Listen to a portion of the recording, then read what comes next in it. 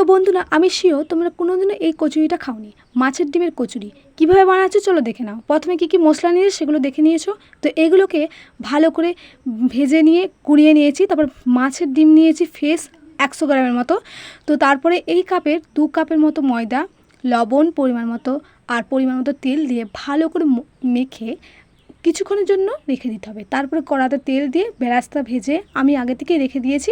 তো তারপরে আমি পেঁয়াজ, কাঁচা লঙ্কা, লবণ দিয়ে ভালো করে নেড়েচেড়ে ভেজে নিয়েছি। আদা রসুন বাটা দিয়ে ভালো করে নেড়েচেড়ে ভেজে নেওয়ার পর পরিমাণ মতো হলুদ, লঙ্কা গুঁড়ো, যে যেমন ঝাল খাবে সে ঝাল অনুযায়ী দিবে।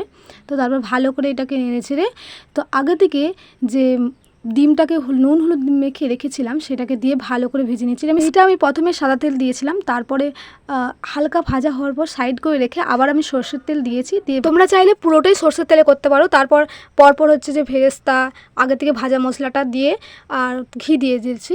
তো এরপরে তোমরা মিষ্টিও দিতে পারো, আমি মিষ্টিটা আমার খাবো না বলে দিইনি। তো তারপরে আগে থেকে ময়দাটা মেখে রেখেছিলাম, তার একটা লেচি নিয়ে ভালো করে পুর করে ভালো করে এরকম করে গোল গোল করে নিয়ে বেলে নিয়েছি। আমার 2 কাপের ময়দাতে 6টা কচুরি হয়েছে। তো চলো তারপর পরপর তেলে এগুলোকে ভেজে নেব।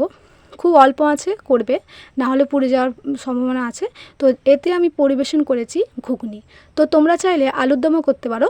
আর আমি এই ঘুগনির রেসিপিটা তোমাদের সঙ্গে শেয়ার করলাম না, কোনো একদিন করে দেবো। দেখো একটা ভেঙে দেখাচ্ছি কতটা মুচমুচে এবং খাস্তা হয়েছে, খেতে খুব দারুণ টেস্টি হয়েছে। একবার বাড়িতে করে কমেন্ট করে জানাবে কেমন হয়েছে।